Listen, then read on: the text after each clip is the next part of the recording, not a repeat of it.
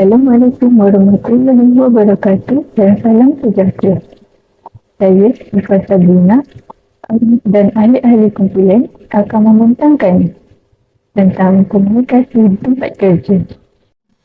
Kumpulan kami terdiri daripada 4 orang ahli, iaitu saya, Syifa Sabrina, Nur Amira Nabila, Nur Syakira dan Vaishnavi. Tujuan komunikasi. Pertama, dapat mempelajari atau mengajar sesuatu kepada orang di tempat kerja. Dan yang kedua, mengenali tingkah laku sendiri atau tingkah laku kepada orang lain. Ketiga, dapat berkomunikasi dengan baik bersama rakan sekerja. Dan keempat, ia juga dapat menyelesaikan masalah yang dihadapi di tempat kerja. Kelima, membangunkan sebuah kumpulan yang dapat bekerjasama dan bertanggungjawab dalam menyelesaikan tugasan. Yang terakhir, keenam, dapat mengeratkan silaturahim antara rakan sekerja, tidak kira agama ataupun bangsa. Struktur organisasi. Pertama, sistem atau jaringan formal menunjukkan bagaimana organisasi dibahagi di kumpulan atau diselaraskan. Yang kedua, menggambarkan hubungan di antara pelbagai tahap pengurusan. Dan yang terakhir, ketiga, membangunkan struktur lini dan staf melalui carta organisasi. Struktur divisional terbahagi kepada 3, iaitu produk, geografi dan pelanggan. Struktur matrix dibahagikan mengikut tugas dan fungsi. Dia merupakan jabatan yang paling asas digunakan oleh organisasi kecil yang mempunyai produk yang terhad pengeluar, kewangan dan pemasaran. Struktur fungsi pula merupakan struktur gabungan antara struktur divisional dan struktur fungsi. Struktur ini turut dikenali sebagai struktur berbilang arahan. Contohnya, staf membuat laporan kepada 2 orang ketua, iaitu ketua fungsi dan ketua jabatan. Ciri-ciri struktur organisasi formal. Pertama, organisasi formal meliputi keterkaitan antara posisi-posisi yang telah ditetapkan. Dasar dari organisasi formal adalah posisi atau jabatan tersebut. Nombor 2, tujuan sebenar yang ditemukan dalam perancangan organisasi dibagi menjadi beban. Beban kerja yang lebih mudah ditangani setiap departmen dan individu ke dalam tugas-tugas. Kewajipan dan tanggungjawab kerja. Dan yang ketiga, terdapat prosedur, aturan dan kebajikan yang tegas dapat mengatur segala aktiviti dan setiap fungsi jabatan organisasi. Keempat, setiap anggota organisasi tidak diperkenalkan mencampurkan urusan peribadi dengan tanggungjawab organisasi.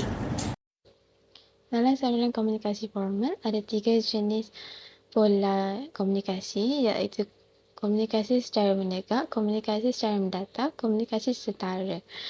Komunikasi secara menegak ada 3 cabang lain, iaitu komunikasi ke bawah, komunikasi ke atas dan komunikasi ke penjuru.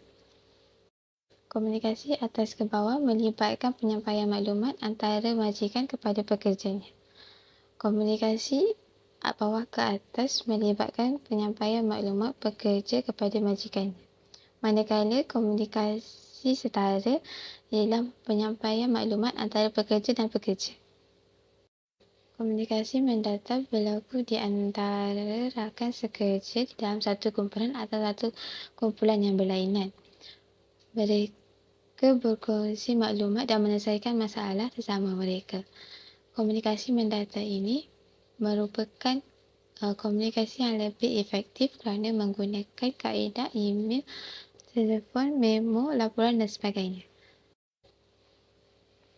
Komunikasi berpenjuru menghubungkan semua peringkat dalam organisasi dan berorientasikan komunikasi terbuka. Rangkaian komunikasi formal ialah di dalam satu organisasi saluran formal. Ia wujud di dalam satu bentuk komunikasi rasmi yang ada dalam bentuk organisasi dan